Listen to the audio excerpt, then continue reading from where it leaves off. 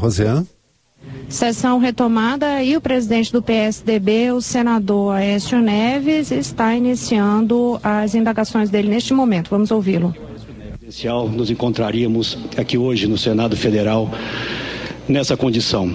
Digo isso porque, acredite, não ajo hoje com nenhum sentimento de alegria ao questioná-la, mas ajo com o sentimento da mais absoluta responsabilidade que a minha função de senador me obriga a manter. E é exatamente por esse sentimento que começo por fazer algumas referências ao pronunciamento inicial de Vossa Excelência, que por mais de uma vez remonta às eleições de 2014, apontando como causa talvez das dificuldades ou do momento delicado por que passa Vossa Excelência, o inconformismo daquele que Vossa Excelência chamou de derrotado nas eleições presidenciais. Em primeiro lugar, quero dizer, senhora presidente, que não é desonra alguma perder eleições, sobretudo quando se defende ideias e se cumpre a lei. Eu não diria o mesmo de quando se vence as eleições, faltando com a verdade e cometendo ilegalidades. Vossa Excelência aponta para o partido que eu presido, ao culpá-lo pela ação iniciada no Tribunal Superior Eleitoral. Mas Vossa Excelência esquece de dizer ao país que foi o pleno daquele tribunal, a mais alta corte eleitoral do Brasil, que por maioria dos seus membros abriu uma ação investigativa em relação às contas de campanha de Vossa Excelência por encontrar ali, segundo perícias mais atuais, inúmeras ilegalidades. Portanto, é aquela corte, não ao PSDB, que acredito eu, Vossa Excelência deve responder, aliás, como já vem fazendo o seu partido. Por outro lado, vejo que Vossa Excelência recorre permanentemente aos votos que recebeu como justificativa para todas as atitudes que tomou. O voto, sabemos todos, senhora presidente, não é um salvo-conduto. Ele é uma delegação que pressupõe deveres e direitos. E o maior dos deveres de quem recebe votos é exatamente o respeito às leis, o respeito à Constituição. Mas eu me permito rapidamente, até nesse passeio pelo retrovisor da história, lembrar-me de 2 ou 3 fatos que possam de alguma forma nos trazer ao momento atual. No dia 1º de setembro, há exatos 2 anos atrás, um debate em uma rede de televisão, perguntei a Vossa Excelência quais medidas Vossa Excelência tomaria para controlar a inflação já renitente naquele instante, apesar dos preços controlados artificialmente pelo governo. Abro aspas para a resposta de Vossa Excelência. A inflação está próxima de 0, mas sempre tem os pessimistas de plantão. E o que ocorreu? Inflação em 2015 de 10,6% e nos últimos 2 meses a de alimento de 16%, retirando aí sim da mesa do trabalhador aqueles pratos de comida que tão competentemente o seu marqueteiro João Santana apresentou ao Brasil. Em outro debate, no dia 20 de outubro, questionei Vossa Excelência sobre os baixos índices de crescimento da economia e a necessidade de ações que pudessem revitalizá-la. E citava dados do FMI que apontavam para o crescimento de 0,3%. Vossa Excelência respondeu: candidato, eu não sei porquê, mas o senhor é muito pessimista em relação ao crescimento do país. Eu não concordo que o Brasil vai crescer 0,3%, candidato. Acho melhor o senhor rever as suas contas. Fomos obrigados a rever as nossas contas. O Brasil cresceu 0,1% e mergulhou nos anos seguintes na mais profunda recessão da nossa história, trazendo consigo um exército de 5 milhões de desempregados. Ainda neste debate, questionei Vossa Excelência sobre o fato dos bancos públicos não estarem sendo remunerados pelas ações que fazia, em especial o Banco do Brasil, onde existia um débito de cerca de 8 bilhões de reais do Tesouro. Vossa Excelência desdenhou e sequer respondeu à minha indagação. Portanto, Vossa Excelência está aqui hoje, respondendo ao Congresso Nacional por ter editado decretos sem autorização do Congresso Nacional e por ter transferido aos bancos públicos o que não fez aos bancos privados as responsabilidades que são do Tesouro em afronta à lei de responsabilidade fiscal. Digo a Vossa Excelência e é o questionamento, senhora presidente, afastada Dilma Rousseff, que faço. Em que dimensão Vossa Excelência e o seu governo se sentem sinceramente responsáveis por essa recessão, pelos 12 milhões de desempregados no Brasil, por 60 milhões de brasileiros com suas contas atrasadas e uma perda média de 5% da renda dos trabalhadores brasileiros? Era isso que tinha a dizer, senhor presidente.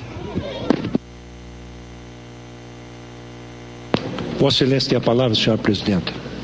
Senador Aécio Neves, eu também jamais imaginaria que depois dos nossos debates todos durante essa campanha eleitoral, que envolveu o voto de 110 milhões de brasileiros e brasileiras, nós nos encontrássemos aqui hoje. Tenho certeza, senador, que ao longo de todo o processo eleitoral, nós debatemos e nos respeitamos. O que eu tenho dito, afirmei no meu discurso e reafirmo aqui para o senhor, é que a partir do dia seguinte da minha eleição, uma série de medidas políticas para desestabilizar o meu governo foram tomadas, infelizmente. Primeiro, pediu-se a recontagem dos votos. Depois, pediu-se auditoria nas urnas. Nos dois casos, após um ano, verificou-se que isso não tinha nenhuma irregularidade. Na sequência, senador, antes da minha diplomação, arguiu-se no TSE e levantou-se a necessidade de auditar as minhas contas. E isso foi feito, senador, e está em processo. Não sei se o senhor se lembra, mas o TSE permitiu a minha diplomação porque não encontrou nenhuma irregularidade no meu processo.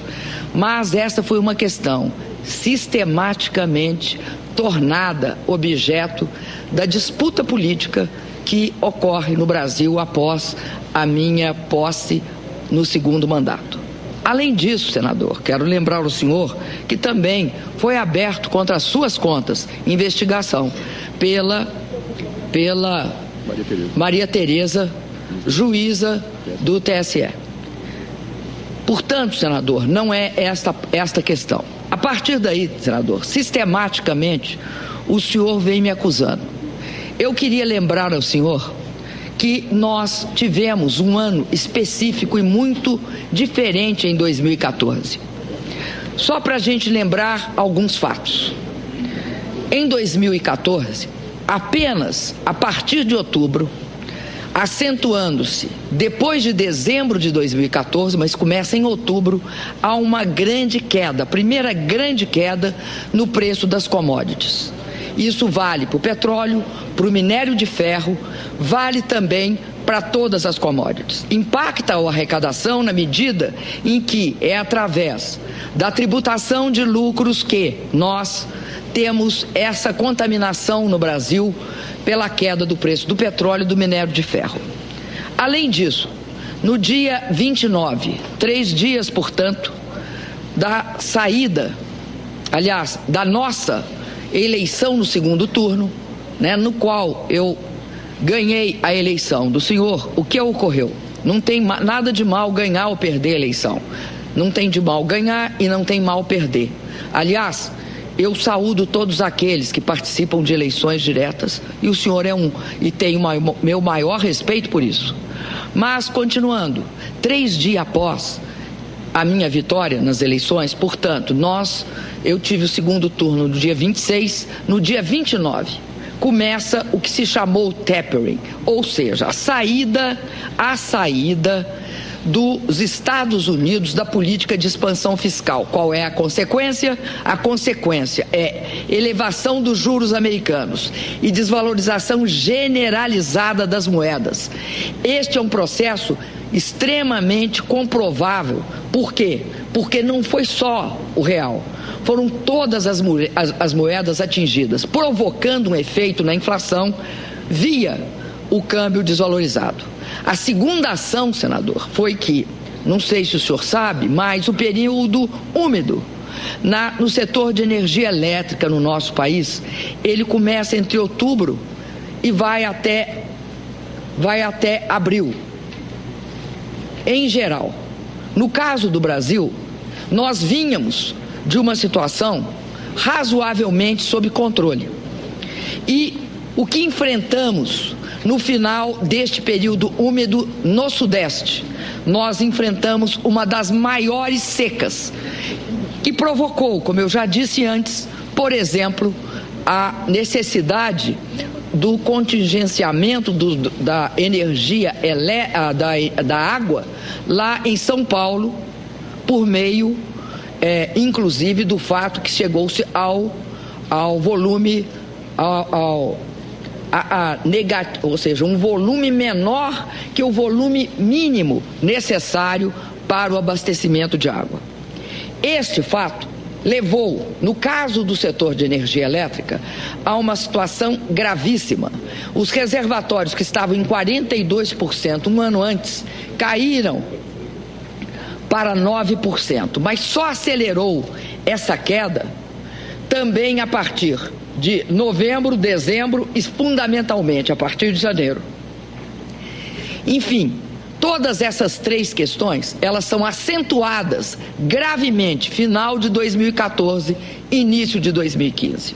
Para não falar na questão relativa à desaceleração da China, que compromete a todos os países emergentes. Enfim, naquele momento, a crise que tinha sido contornada pelos países emergentes ao longo de 11, 12, 13, 14, inclusive a partir de 9 e 10, elas atingem fortemente os países emergentes. Eu vou lembrar de uma fala do Prêmio Nobel Stiglitz, que diz o seguinte: a crise no Brasil estava precificada, a crise econômica, ela ia ocorrer. O que não estava no cômputo era uma crise política das dimensões que o Brasil enfrentou. E essa crise política, ela se caracteriza pelo seguinte fato: 2 meses após a minha eleição, é pautada a questão do impeachment. É pautada não só pela pauta política da oposição de então, mas também pela pauta jornalística. E esta crise aprofunda de forma acentuada a situação econômica do país também. Ademais, elege-se o senhor Eduardo Cunha, presidente da Câmara de Vereadores, com o apoio da atual situação. Esta eleição do senhor Eduardo Cunha a presidente da Câmara em fevereiro, ela produz uma situação complexa para o meu governo. Essa situação complexa se caracteriza pelo fato de que os projetos que nós enviamos para buscar uma saída fiscal para a nossa situação, e lembrando que nós prevíamos, nós e o mercado, não fomos nós só, nós e o mercado prevíamos que isso no final de 14, nós íamos ter um crescimento do PIB de 0,8, nós e o mercado.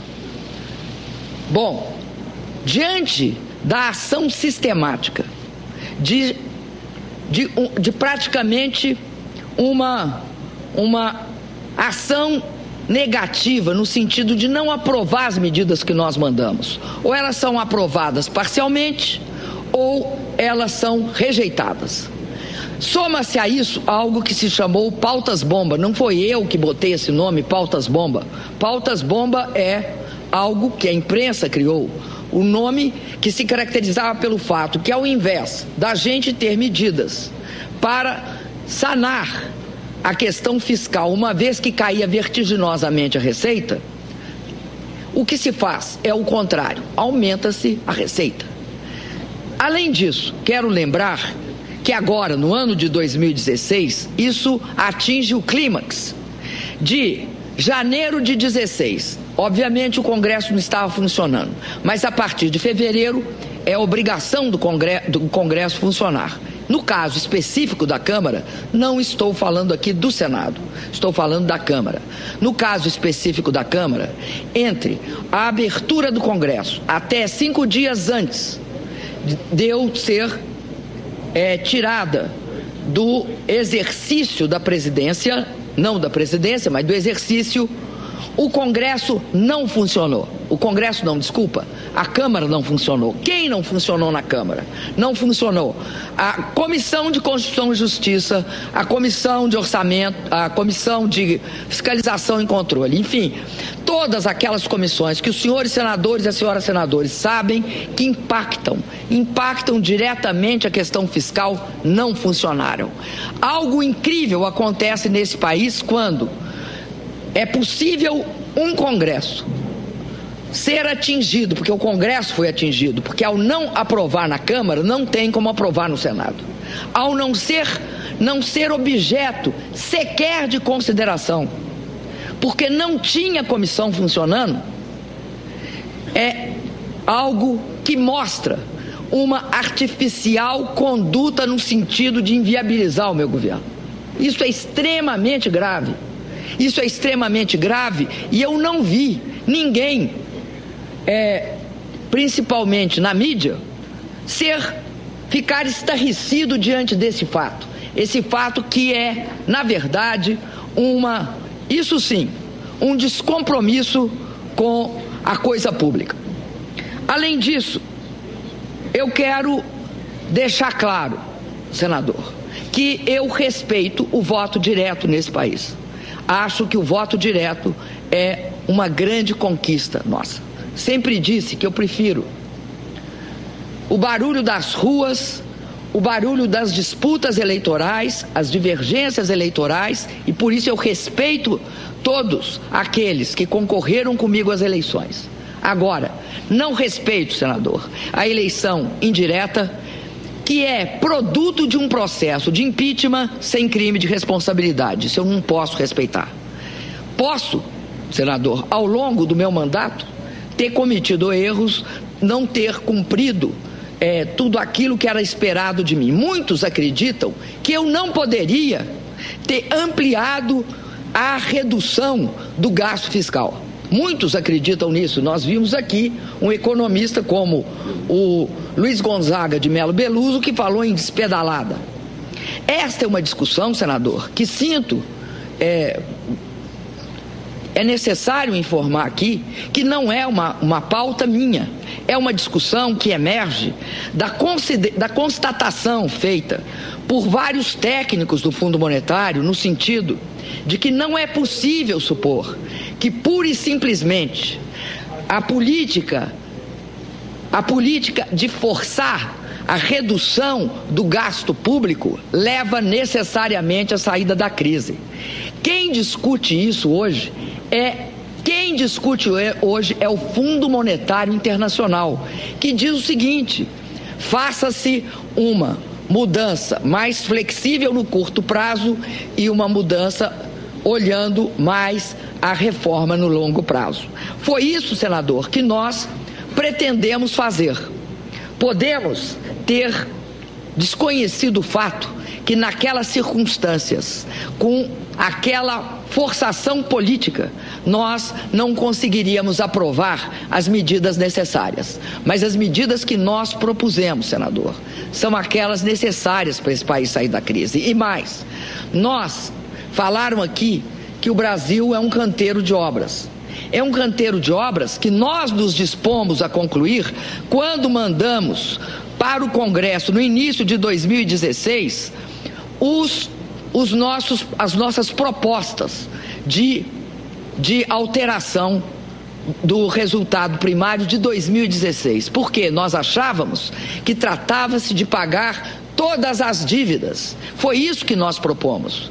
Nós não propomos gastar esse dinheiro no momento de crise em outras coisas. Nós propomos gastar no pagamento dos orçamentos que nós já tínhamos comprometido e que, portanto, tinham sido reduzidos porque a receita tinha caído, o que tornava impossível a execução do orçamento naqueles padrões.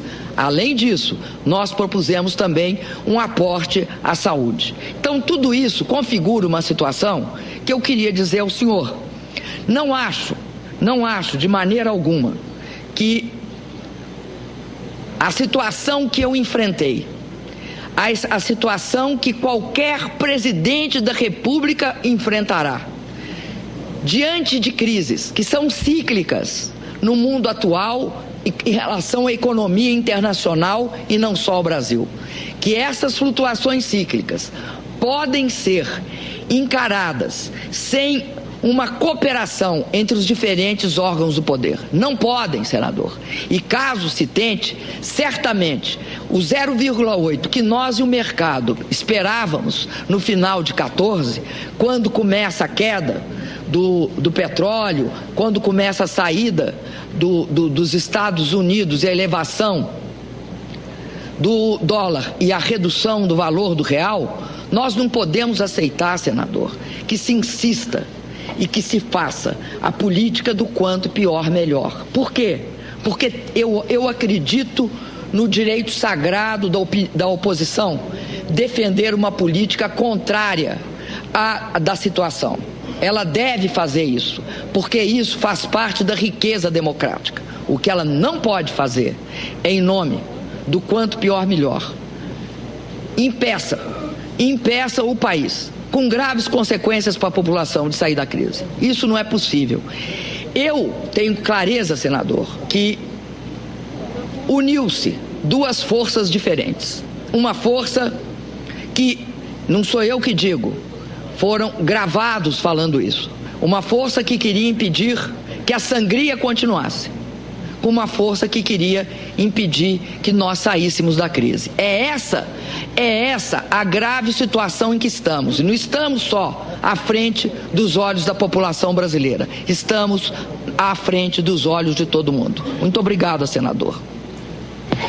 Então, esse é o senador Aécio Neves. Rosiane Kennedy. Rosiane, já era um embate esperado dos dois, uma reedição de 2014. Assim, reedição de 2014, desta vez sem direito à réplica e à tréplica. Então, Aécio Neves, que encerrou as indagações dele perguntando em qual dimensão a presidente Dilma e o PT percebiam a responsabilidade deles em relação à situação de desemprego que o país chegou. Aí a presidente afastada Dilma Rousseff remeteu essa situação aos fatores externos, à economia externa e também à tese de que a oposição seguia o quanto pior, melhor. Até chama atenção essa frase final dela, que ela diz que percebeu que uniram-se duas forças diferentes, uma que queria impedir a sangria no país e a outra que queria impedir que saísse da crise. Então, uma reedição, de certa forma, ali do que foi aquela campanha presidencial